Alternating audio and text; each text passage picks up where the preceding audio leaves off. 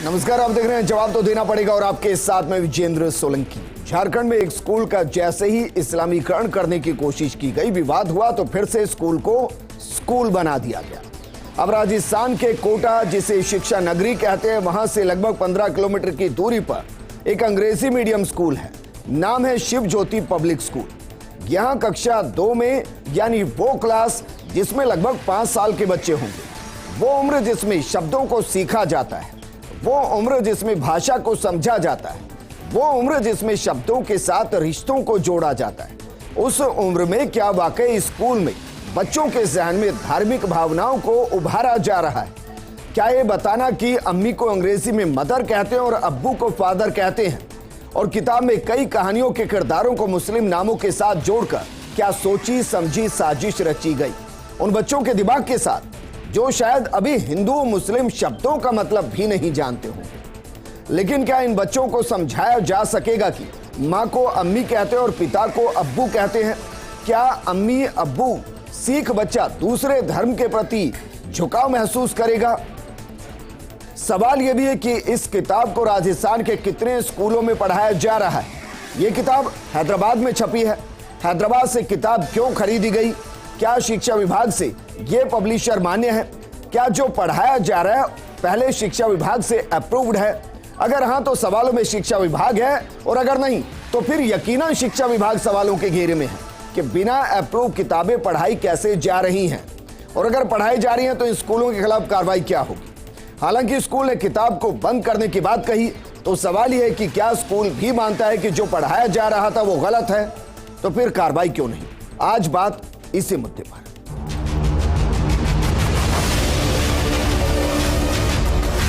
इसमें बताया गया मदर को अम्मी कहना और फादर को अब्बू कहना। हम तो सेक्युलर है ना सर, हम तो हर हिंदू मुस्लिम सिख ईसाई हमारे सब भाई भाई हैं। कि हमने आते ही इशू उसको रिमूव कर दिया।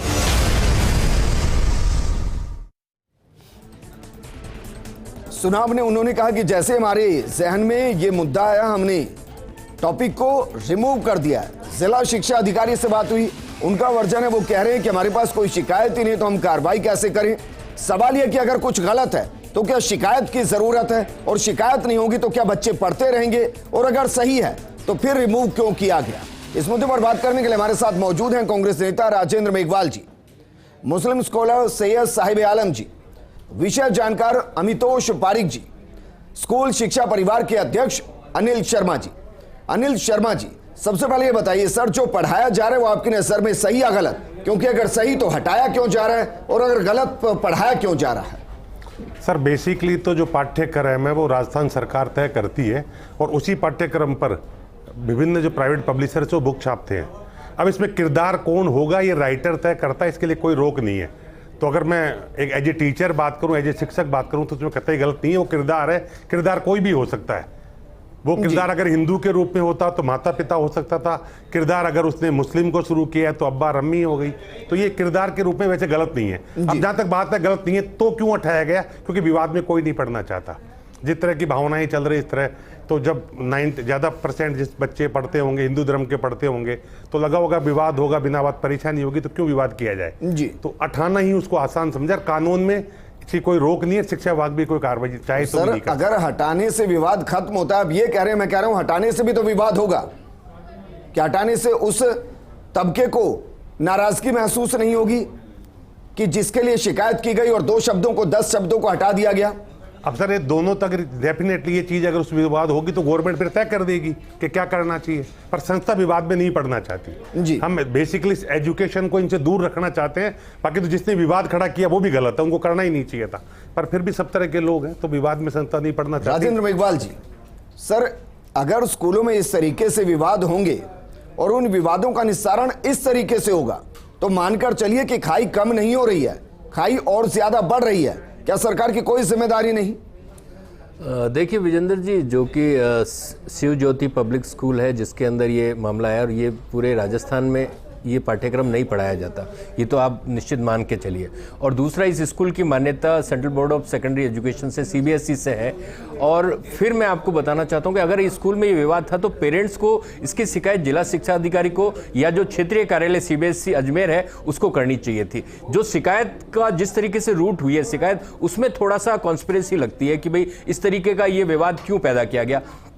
जबकि हम बचपन से मतलब ईदगाह की कहानी, मुंशी प्रेमचंद जी की ईदगाह की कहानी पढ़ रहे हैं जिसमें हामिद का चिमटा और उसके परिवार के बारे में ऐसी तमाम कहानियां, कभी भी विवाद नहीं हुआ। लेकिन ये इस तरीके के जो विवाद पैदा किए जाते हैं ना, इसके ऊपर बहुत गंभीरता से लेने की जरूरत है। और जो पब्लिशर है या जो भी स्कूल, एक्चुअली सबसे बड़ी जिम्मेदारी है स्कूल की कि भाई स्कूल को उस सारे कंटेंट की वो करनी चाहिए। अगर वो आपत्तिजनक है, अगर किसी पेरेंट्स की नजर में, मैं कहता हूं एक ही पेरेंट्स की नजर में है, तो उसकी भी जांच होनी चाहिए। यहां विवाद पैदा करना हम शिक्षा जैसे पवित्र वातावरण में जहां बच्चों का भविष्य तय करते हैं, कैसे मुमकिन है?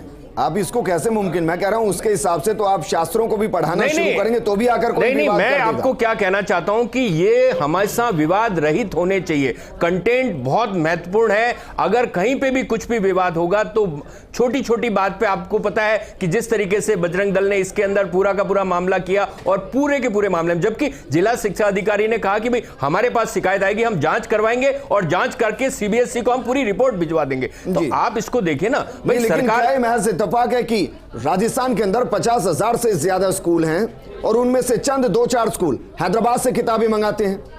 नहीं तो इसमें तो अब उस स्कूल के ऊपर ही तो एक्शन की बात है ना। CBSE मान्यता क्यों देती है ऐसे स्कूलों को? उन स्कूलों की मान्यता रद्द करनी चाहिए और भविष्य में वो मान्यता ही ना ले पाए। ऐसा एक्शन CBSE को लेना चाहिए। क्षेत्रीय कार्यालय अजमेर में सर, ये भी तो कॉन्स्पिरेसी हो सकती है ना, हालांकि मैं इसमें जा नहीं रहा हूं, लेकिन अगर 50,000 में से 5 स्कूल अगर उन किताबों को मंगाते हैं, और वो स्कूल भी बहुत बड़ा है, जैसा कि आपने खुद ने बताया कि वो स्कूल बहुत बड़ा है और उस स्कूल के जो मालिक हैं वो भी मतलब ऐसा नहीं कह सकते कि भाई वो इसको बढ़ावा दे रहे होंगे। और फिर कॉन्वेंट स्कूल है सर, कॉन्वेंट स्कूल यहाँ इस देश के अंदर कोई आज से नहीं खुले हुए, आजादी के पहले से यहाँ से कॉन्वेंट स्कूल चल रहे हैं और बहुत बेहतरीन शिक्षा दे रहे हैं। और शिक्षा के मंदिरों में राजनीति के अखाड़े नहीं बनने चाहिए। सर, चोर तो तब तक चोर नहीं होता जब तक कि चोरी पकड़ी ना जाए। इसका तो एक सिलसिला होता है, जहां से गलती शुरू वहां से आप देखिए ना, कई कितने मैं वो गिनाऊं, बाबा गिनाऊं या फिर मुफ्ती गिनाऊं या बाकी गिनाऊं, जिनको लाखों लोग पूछते थे और वह सलाखों के पीछे हैं। सैयद साहिब आलम जी, सर इस पूरे घटना को आप किस तरीके से देख रहे हैं, क्योंकि आपकी टिप्पणी बेहद महत्वपूर्ण है। सर, मैं ये कहता हूं कि वाकई जो शिक्षा के संस्थान होते हैं, चाहे वो स्कूल हो या इदारे हो या मदरसे हो या कहीं भी ऐसी जगह हो, कहीं भी इख्तलाफ की कोई जगह नहीं है, यानी कि नफसा नफसी और नफरत की कहीं कोई जगह नहीं है। मैं कहता हूं कि अगर स्कूल के अंदर इस तरह का सिलेबस आ भी गया था, किताबें आ भी गई थी, तो अगर अम्मी बताया गया, लेकिन उसमें आप ये देखिए कि अम्मी मीन्स मदर, अब्बू मीन्स फादर, तो इसमें कहीं कोई आपत्ति नहीं होनी चाहिए थी। मैं तो बचपन से पढ़ता आ रहा हूं, पिता तुल्य माता तुल्य, तो मुझे भी आपत्ति नहीं थी पढ़ने में, तो आज आपत्तियां क्यों हो रही हैं? दूसरी बात यह कि अम्मी कहना या अब्बू कहना, आप ये क्यों सोचते हैं कि हम उसे पढ़ते के साथ ही फौरन दूसरे मजहब की तरफ मुंतकिल हो जाएंगे? ऐसा कतई नहीं है। ये सिर्फ हमारी एक मानसिक सोच बन चुकी है। क्या इतनी हमें नफरत बढ़ चुकी है हमारे दिलों में, इतने जहन में हमारे सियासत हावी हो चुकी है कि अब हम पढ़ना भी गवारा नहीं करेंगे? अरे मेरे कई हिंदू दोस्त हैं जो कहते हैं अम्मी कैसी हैं, अब्बू कैसे, मैं कहता हूं सब ठीक है। मैं उनसे पूछता हूं पापा कैसे हैं, मम्मा कैसी हैं, तो क्या मैं गलत हो गया? अरे सर, ये तो हमारी संस्कृतियों का आदान प्रदान है। भारत विविधताओं का देश है, या जिंदा रहने दीजिए लोगों को। जी, मैं आपकी बात से पूरे तरीके से इत्तेफाक रखता हूं, लेकिन सवाल मेरा यह है कि अगर यही 11वीं 12वीं की क्लास में होता तो शायद इसको मुद्दा नहीं बनाया जाता। जिन बच्चों को पढ़ाया जा रहा है सर, वो 4 से 5 और 6 साल के बच्चे हैं जो अभी शब्दों को सीख रहे हैं। आपको लग रहा है कि महज ये इत्तेफाक है कि, फिर मैं उसी बात पे आ रहा हूं, अच्छा, 50,000 में से 5 या 7 स्कूल हैदराबाद से किताब मंगाते हैं, क्या महज इत्तेफाक है? सर, ये इत्तेफाक को लेकर कोई कंट्रोवर्सी नहीं। सर, ये इत्तेफाक नहीं हो सकता। इत्तेफाक इसलिए नहीं हो सकता क्योंकि अभी मुझसे पूर्व जो वक्ता ने कहा, जैसा सर ने कहा कि अगर वहां से किताबें आई हैं तो इसकी जांच होनी चाहिए ना भाई। ये राजस्थान माध्यमिक शिक्षा बोर्ड जो हमारा पाठ्यक्रम है, जो सिलेबस यहाँ शामिल किए गए, ये जांच का विषय है। क्या कर रहे थे हमारे लोग जब इस तरह की बुक्स और किताबें हमारी नजरों के सामने से होती हुई निकली? ये जिस तरह के उसमें किरदार सेट किए गए, जो लिखे गए हैं, जिन्होंने ये बनाई हैं, लिखी हैं, उनको सब मालूम था। लेकिन अगर मैं ये कहूं कि ये एक सोची समझी प्लानिंग हो सकती है, एक राजनीति के तहत ये प्रोपेगेंडा फैलाया गया मंगाओ के साथ। और स्कूलों ने नहीं मंगाई, लेकिन 2-4 स्कूलों ने मंगाई क्योंकि मुद्दे को उछालना था, मुद्दा गर्म करना था। तो अगर मैं मुद्दे के हिसाब से देखूं तो ये तो बहुत ही ज्यादा, अगर आगे चल के देखा जाए तो कंट्रोवर्शियल है और हो ही रहा है ना, इसीलिए तो हम आज डिबेट कर रहे हैं। लेकिन मैं कहता हूं सर, अगर मुद्दा कंट्रोवर्शियल है भी तो आप मत करिए ना, आप पढ़ लीजिए या पढ़ा दीजिए। और अगर स्कूल प्रशासन को लगता है कि उन्होंने बैन कर दिया तो इसका मतलब स्कूल प्रशासन को भी सोचना चाहिए कि आप लफ्ज अम्मी या लफ्ज अब्बू आने पे बैन करेंगे। अरे लफ्ज पिता, लफ्ज माता भी तो बरसों से आ रहा है, कभी तो किसी और समुदाय ने नहीं कहा कि इसे बैन कीजिए। यहां मकसद यह है सर कि और अगर बैन करना तो जब किताबों को वो टीचर पढ़ा रहे थे उसी दौर में बैन कर देना चाहिए था। बेशक कर देना चाहिए था, टीचर की बेशक कर देना चाहिए था। ये पूरी नैतिक जिम्मेदारी स्कूल प्रशासन की है। लेकिन मैं ये कहता हूं कि स्कूल प्रशासन से ज्यादा आज की तारीख में जो ऐसे मुद्दों को हवाएं दी जाती हैं, नफरतें फैलाई जाती हैं, ये सोशल मीडिया के माध्यम से बुक्स ले लेके लोग आ जाते हैं, देखिए साहब ये क्या पढ़ा रहे हैं, देखिए साहब किस तरह से धार्मिक तुष्टीकरण हो रहा, राजनीतिक तुष्टीकरण हो रहा। तो ये गलत जहनियत, गलत सोच ही तो हमारे देश को बर्बाद कर रही है। इसी डिबेट के अंदर मैंने कहा था कि सर ये चीजें हो रही हैं। झारखंड का मामला आपको ध्यान होगा, बिल्कुल पता है मुझे। एक स्कूल को बाकायदा रविवार की छुट्टी को शुक्रवार कर दिया गया, उसका नाम बदल दिया गया, प्रेयर को हटा दिया गया, वो भी तो किया गया ना सर। बिल्कुल सर किया गया। तो मैं कहता हूं कि इस तरह कि आज किताबों में चेंज हो रहा है, कल को कहीं ऐसा ना हो कि पूरा स्कूल चेंज हो जाए। ऐसा कुछ नहीं होने वाला सर, इस डर को खत्म कीजिए, ऐसा कहीं कुछ नहीं होने वाला, इस डर को खत्म कीजिए, मैं यही अपील करना चाहूंगा। आप बताइए झारखंड में जो हुआ उसके आप मजम्मत करते हैं? नहीं सर, मैं बिल्कुल निंदा करता हूं, वो गलत है। आप गवर्नमेंट की गाइडलाइंस से ऊपर उठ के नहीं हो सकते। आप कैसे संडे की छुट्टी को मुंतकिल करके जुमे में कर देंगे या शुक्रवार में कर देंगे? अब आपको जो ऊपर से फटकार पड़ती है, अधिकारियों तक जब बात जाती है, सरकार तक बात जाती है, तो आपको अपने मुंह की खानी पड़ी, आपको वापस से संडे करना पड़ा। तो आप ऐसी हरकतें करते ही क्यों हैं? जिस तरह से इस हुकूमत का निजाम चल रहा है, भारत कॉन्स्टिट्यूशनली संवैधानिक देश है, चलने दीजिए इसके अंदर। बताइए, पढ़ाया जाना गलत था या हटाया जाना गलत है? सर देखिए, ये एक लाइन है, बहुत बीच का दायरा तय करता है कि पढ़ाया जाना गलत था या हटाया जाना गलत था। मैं कहता हूं अगर पढ़ाया भी जा रहा था, लेकिन अगर उसको पॉजिटिवली लेकर के पढ़ लिया जाता कुछ वक्त के लिए, तो ये इतना गलत नहीं होता जितना हटा के से मुद्दा बनाया गया कि देखो हम तुम्हारे अब्बा अम्मू के जो लफ्ज है उसे भी नहीं आने देना चाहते। ये मानसिकता दर्शाता है। अमितोष पारिक जी, सर हमेशा से मैं समझता आया हूं कि जो परवरिश होती है वो घर से होती है, माता से होती है, पिता से होती है, छोटे भाइयों से होती है, दादा से होती है, दादी से होती है। व्यावहारिक ज्ञान हम यहां से लेते हैं और बाकी जो ज्ञान होता है वो स्कूल से मिल जाता है। क्या वाकई में ऐसा लग रहा है इस मुद्दे में कि अगर अम्मी अब्बू पढ़ लिया जाएगा तो घर से जिनके साथ हम 16 घंटे बिताते हैं, 18 घंटे बिताते हैं, स्कूल में तो मुश्किल से 5 या 6 घंटे होते होंगे, 18 घंटों पे वो 4 या 5 घंटे भारी पड़ जाएंगे? जी बिल्कुल, जो अभी मुद्दा चल रहा है उनमें से पूर्व वक्ताओं ने जितनी बात कही है, सईद जी ने जो बात कही वहाँ पे ये खंडन नहीं कर पाए इस बात का कि क्या इसको पढ़ाना सही है या गलत है, या इसको हटाना सही था या गलत था। जो हमारे शिक्षा का स्थान है, शिक्षा का स्थान जो है, कहते हैं हम कि धर्म से ऊपर है। अपितु आप अगर संविधान की बात करेंगे तो भारत के संविधान में अनुच्छेद 29 और अनुच्छेद 30 के अंदर ये स्पष्ट रूप से कह रखा है कि माइनॉरिटी एजुकेशन इंस्टीट्यूशंस के पास राइट है। मैं आपको 1958 का केस बता दूं, मैं आपको टीएम पाई फाउंडेशन का केस बता दूं, जहां पे किसी भी तरह की लिमिटेशन नहीं है। माइनॉरिटीज को पढ़ाने के लिए क्या था, ये बता दें कि मदरसों के कितने पढ़ाए जाते हैं, कितनों में माता पिता पढ़ाया जाता है, और जहां बच्चा क्लास दूसरी में है, जहां बच्चा क्लास तीसरी में, जहां पे वो अपनी नींव बना रहा है, जहां वो फंडामेंटल सीख रहा है, वहां पे ऐसे शब्दों का स्पष्टीकरण करना, वहां पे अम्मी अब्बू पढ़ाना। नहीं, ऐसे शब्दों का मतलब मैं जानना चाहता हूं, अम्मी अब्बू कैसे शब्द हैं? अम्मी और मैं ये कह रहा हूं कि जो एक जनरल स्कूल है, जो एक जनरल स्कूल है, जो एक जनरल स्कूल है, जो कि क्या धार्मिक शब्द है, जो कि एक जनरल स्कूल है, जो कि एक माइनॉरिटी एजुकेशन इंस्टीट्यूशन के अंदर में नहीं आता है। अम्मी अब्बू क्या धार्मिक शब्द? मैं ये कह रहा हूं कि आपको अम्मी अब्बू मदरसे में कितने माता और पिता पढ़ा देते हैं, ये बता दे मेरे को। ये जहां पे बच्चा घर जाके इसको बताया जा रहा है कि बिरयानी कंप्लेंट्स आप पढ़ेंगे, तो कंप्लेंट्स के अंदर ये है, आप ये कह रहे हैं वो गुरुकुल है। आप कंप्लेंट्स देखिए, कंप्लेंट्स के अंदर क्या है, कंप्लेंट्स के अंदर माता पिताओं की ये शिकायत आई है कि हमारे बच्चे बोल रहे हैं कि हमारी बिरयानी रख के दीजिए, हम क्या इसलिए इतना कमा रहे कि हमारे बच्चों का जो यह संस्करण है और जहाँ पे हमारे बच्चों का जो कल्चर है इसको हम बदलवाएं एजुकेशन इंस्टीट्यूशन में जाके। क्या चावल धार्मिक है? हमारा कल्चर ही नहीं है ये, हमारा कल्चर है जो जनरल एजुकेशन इंस्टीट्यूशन है। उस जनरल एजुकेशन इंस्टीट्यूशन के अंदर अगर आप सेक्युलरिज्म की बात करते हैं तो फिर आप आर्टिकल 29 और 30 को हटा दें। अमितोष पारिक, इन्हीं किताबों के अंदर जहां अम्मी अब्बू लिखा है वहां ग्रैंडफादर भी है, दादा भी है। आप ग्रैंडफादर का नाम, आप ग्रैंडफादर का नाम देखिए क्या लिखा है, आप ग्रैंडफादर का नाम देखिए फारूक खान लिखा है। मैं जानना चाहता हूं, मैं ये भी चाहता हूं कि पब्लिक भी समझे। आप मुझे बताइए माता पिता कौन से धर्म के शब्द हैं, बताइए मुझे। सर मैं इतनी सी बात यहाँ आपके सामने रख सर, रहा मैं बहुत हूँ, बेसिक सवाल कर रहा हूँ। मैं भी बेसिक जवाब दे रहा हूँ, सारा विवाद इन शब्दों को लेकर कर रहे हैं ना। मैं भी बहुत क्लियर जवाब दे रहा हूँ अमितोष पारिक आपको। जी, विवाद इन शब्दों को लेकर ही है ना सर? बिल्कुल, मैं शब्दों को लेकर है ना, तो बताइए ना, विवादित माता पिता शब्दों को- कौन से धर्म के शब्द हैं? आप अम्मी लिख रहे, अम्मी के नीचे लिख रहे मदर, पिता का अब्बा लिख रहे, ग्रैंडफादर की आप बात कर रहे हैं, ग्रैंडफादर का फारूक लिख रहे हैं, आप शेर की बात कर रहे हैं, शेर खान लिख रहे हैं, अंदर बच्चा बिरयानी खा रहे हैं। तो इस तरह के अगर आपने एक ही विशेष समुदाय की चीज मैंने को तो ये अगर भी पढ़ा सारे है इस किताब में स्पष्टीकरण कि दे दिए हरीश खेल तो रहा दूसरी है, समुदाय तो रहेंगे नहीं। हरीश बिल्ली पाल रहा है, ये भी पढ़ा है मैंने तो। नहीं, आपने पढ़ा होगा। फिर आप मुझे बता दीजिए, आप मुझे बता दीजिए कि कर्नाटका के अंदर में एक टीचर जब एक स्टूडेंट को बोलता है कि आप अल्लाह के बारे में प्रेयर करें तभी पनिशमेंट होता है, वो विवाद आप कैसे भूल रहे हैं? आप ये विवाद भी भूल रहे हैं जब एक शब्द से स्पष्टीकरण नहीं है सर, ये शब्द नींव रख रहा है।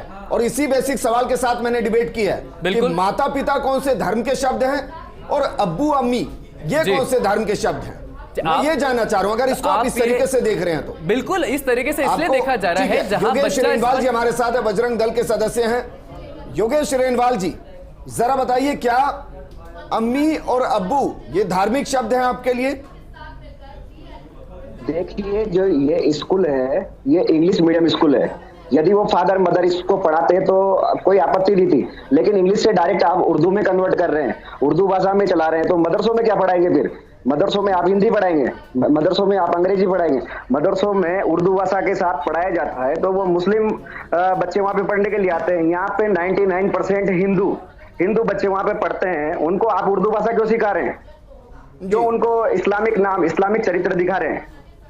नहीं, जैसे अम्मी, इनके अब्बू, मैं इनके यही पेट तो में जानना दर्द होने चाह लग रहा हूं। जाता है, सर, यदि आज हमारा मेरे योग डिबेट का मुद्दा यही है। हाँ। आप ये कह रहे हैं कि अम्मी कहना, अब्बू कहना ये धार्मिक है, ये इस्लामिक शब्द है, आप ये कह रहे हैं? हाँ, उर्दू का शब्द है ना। उर्दू कौन सी भाषा है? बताइए आप, उर्दू कौन सी भाषा है? आप बताइए सर। इस्लामिक भाषा उर्दू है? मोस्टली तो हाँ, इस्लामिक भाषा है उर्दू इस्लामिक भाषा है। सारी इस्लामिक कंट्रीज में उर्दू बोली जाती है, उर्दू में लिखा जाता है। बच्चों को सिखाना तो और जैसे योग का विषय आता है, अंतरराष्ट्रीय योग दिवस आता है, तो बहुत सारों का पेट दर्द करने लग जाता है। इनको योग से आपत्ति है, सूर्य नमस्कार से आपत्ति है, कई थानों में आरती करने लग जाते हैं तो आरती बंद कराई जाती है। तुष्टीकरण की राजनीति है, मुस्लिमों को कुछ करने के लिए किस हद तक ये सरकार जाएगी? क्या ये तुष्टीकरण नहीं है योगेश जी? तुष्टीकरण है ना, ये तुष्टीकरण है। इसमें दादा का नाम भी फारूक और पोते का नाम आमिर। पीछे अगर देखते हैं तो शेर को शेर खान। संभव है कि अगर पोता अमीर है तो दादा राधेश्याम हरीश हो गया, राधेश्याम होगा? मुमकिन है ये सर? नहीं तो दादा को भी राधेश्याम बता देते हैं और पोते को श्याम बता देते हैं। एक चैप्टर में अब्बू अम्मी बता दिया, दूसरे में राधेश्याम दादा को बता देते हैं। किताब में सिर्फ वही क्यों पढ़े सर? इसके अलावा भी हजारों उदाहरण है इस किताब में जिसमें हिंदू उदाहरण है। नहीं, दूसरे आप चलो फर्स्ट चैप्टर, दूसरे चैप्टर में ये है, पेज नंबर 20 पे लिखा हुआ है, parents are in kitchen, they are cooking biryani जी। तो कहीं ना कहीं और पीछे अपन देखते हैं। चलिए आप ही बताइए, आप उस किचन में क्या पकवाना चाहते थे? जो बच्चों को पढ़ाया जा रहा है, क्या चाहते थे? क्या बहुत सारी चीजें हैं। पकाएं? नहीं, बहुत सारी चीजें पकाने के लिए वो पकाना चाहिए था। और बिरयानी कौन सी भाषा का शब्द है बताइए आप? इंग्लिश भाषा का शब्द है क्या बिरयानी? इस किरदार के बारे में इंग्लिश मीडियम की बुक है, शब्द आएंगे। सर मैं जवाब देना चाहूंगा एक बात साहिब आलम से। ठीक। सर देखिए, मुझे अभी तक ये समझ में नहीं आ रहा कि यहाँ लफ्ज बिरयानी से नफरत है या बिरयानी वहां पक रही थी उससे नफरत है। ये कह रहे हैं ना कि बिरयानी शब्द, अरे आप सारी होटलें जाके देखिए, उसमें लिखा हुआ है वेज बिरयानी। तो वेज के साथ बिरयानी लिखने की क्या जरूरत है? आप बाहर चलिए, सैकड़ों होटल्स में आपको दिखा दूंगा, मेन्यूज में दिखा दूंगा वेज बिरयानी। अरे आप वेज के साथ बिरयानी लिखते हैं, वहां कहां लिखा हुआ मटन बिरयानी बनेगी? आपने सिर्फ बिरयानी पढ़ा, आपने ये नहीं पढ़ा वो मटन बिरयानी है या वेज बिरयानी। आप बिरयानी के पीछे पड़े हुए। अरे सैकड़ों मेरे हिंदू भाई ऐसे जो हमारे साथ बैठ के बिरयानी खाते हैं। क्या बात कर रहे हैं आप? देखिए, मैं चावल भी खाता हूं, दाल बाटी चूरमा भी खाता हूं, सांगली की सब्जी भी खाता हूं, तो क्या मैं हिंदू हो गया? ये क्या बिरयानी के ऊपर हिंदू मुसलमान कर रहे हैं आप लोग? समझदार होता है, कोई जरूरत नहीं है आपको इस तरह की भाषा का उपयोग करने के लिए। क्या बात कर रहे हैं आप? इस भारत के अंदर क्या कौन खाएगा, क्या पहनेगा, कैसे रहेगा, ये भी आप लोग तय करेंगे क्या? कहां तक सही है ये बताइए आप। कौन सी बिरयानी का जिक्र है उसमें? ये बताइए किस तरह की बिरयानी का जिक्र है? बिरयानी से नफरत है या बिरयानी लिखा हुआ है? अरे वेज बिरयानी लिखा हुआ है भाई, वेज बिरयानी लिखा हुआ है, उसके अंदर पनीर की बिरयानी लिखा हुआ। मैं कह रहा हूं जब तुम बिरयानी पढ़ लो तो मैंने वेज बिरयानी कह दिया। क्या बात कर रहे हो? क्या बात करो, मैं बचपन से पढ़ता रहा हूँ पिता तुल्य, तो क्या मैं हिंदू हो गया? बिरयानी बनती है ये बताओ। मुझे कोई आपत्ति नहीं है पिता तुल्य कहने में, मैं आज भी कह रहा हूँ बिरयानी बनती है, माता तुल्य, पिता तुल्य, मुझे कोई आपत्ति नहीं है। आपको किस बात की आपत्ति है? आपको आपत्ति यह है कि देश में सौहार्द क्यों है? आपको आपत्ति यह है कि हिंदू और मुसलमान एक क्यों है? आपको आपत्ति है कि नफरत कैसे बढ़ सकती है? आप बात कर रहे हैं बिरयानी की, बिरयानी खाने में आपको प्रॉब्लम नहीं है, बिरयानी पढ़ने में प्रॉब्लम आ रही है आपको। अमितोष बहुत गलत बात है आप ये चाह रहे हैं कि अब एजुकेशन योग दिवस के दिन क्या हो जाता है आपको? सूर्य नमस्कार करने में क्या दिक्कत आती है बताइए मुझे। अमितोष पारिक जी, मैं तो आपसे भारत की संविधान की बात कर रहा हूं। सैयद जी बताया कि आर्टिकल 29 और आर्टिकल 30 जब दे रखा है माइनॉरिटी एजुकेशन इंस्टीट्यूशन को, जो कि लिमिटलेस पावर दे रहा है भारत का संविधान, जहां पे वो अपने अनुसार शब्दावली का प्रयोग कर सकते हैं, वे अपने अनुसार एजुकेशन का प्रयोग कर सकते हैं। तो ये उसका तो खंडन कर दें कि सिर्फ माइनॉरिटी एजुकेशन इंस्टीट्यूशन में सिर्फ माइनॉरिटी के क्लास के लोग आएंगे, तो नहीं तो जनरल स्कूल है, तो किसी एक धर्म विशेष समुदाय के बारे में शब्दावली का प्रयोग करते हुए अगर आप ऐसे स्पष्टीकरण देते हैं तो मुझे लगता है कि इसका खंडन होना चाहिए। फिर ये जवाब दे उन सारे विषयों का, ये जवाब दे कर्नाटक का, ये मैंने बात पूरी नहीं कही। अनिल जी एक लाइन में जवाब दीजिए, इसका समाधान क्या होगा? कतई गलत नहीं है। आप समझिए एक चैप्टर में एक चैप्टर में एक किरदार है, और जब एक किरदार के बारे में बात करेंगे तो उससे रिलेटेड ही है किरदार। अगर हमने हिंदू रखा होता तो हिंदू शब्द आते, किरदार मोमडन रखा है तो मोमडन शब्द आगे, इसमें कहीं गलत नहीं है। और बच्चे को सिखाते सब है ना, ये एक चैप्टर है, इस चैप्टर में हिंदू भी आगे। बच्चा अगर कहीं अम्मी पूछेगा तो पूछेगा नहीं अम्मी क्या होती है, अगर नहीं सिखाएंगे तो फिर दोस्त आप स्कूल को दोगे तो उसको अम्मी भी सिखाना पड़ेगा। उसको स्कूल में जाके चर्च में फादर बोलते हैं तो क्या फादर हो गए सब, फादर भी सिखाना पड़ेगा। जब टीचर पढ़ाता है तो कहता है बेटा मुस्लिम समुदाय में ये बोलते हैं, हिंदू में ये बोलते हैं, बताना हमारे पड़ता है। साथ जुड़ने के लिए सैयद जी आपका भी है, अमितोष पारिक जी आपका भी है, अनिल जी आपका भी, और योगेश जी आपका भी शुक्रिया हमारे साथ चर्चा में शामिल होने के लिए। राष्ट्रीय गीत के कुछ लाइनें हैं। मजहब नहीं सिखाता आपस में बैर रखना, हिंदी है हम वतन है हिंदोस्तां हमारा। इसमें मजहब और वतन दोनों उर्दू के शब्द हैं। तो क्या मतलब हम बचपन से जो पढ़ते आ रहे हैं तो क्या हम मुसलमान हो गए? उर्दू और हिंदी एक दूसरे में भाई बहन के जैसी भाषा है। अगर इसमें कोई कॉन्स्पिरेसी है तो उसकी जांच होनी चाहिए कि हैदराबाद से सिर्फ चंद स्कूल ही इन किताबों को क्यों मंगाते हैं, इनको क्यों पढ़ाते हैं, और विवाद होने के बाद इनको विड्रॉ क्यों करते हैं। इसकी जांच जरूर होनी चाहिए। नमस्कार।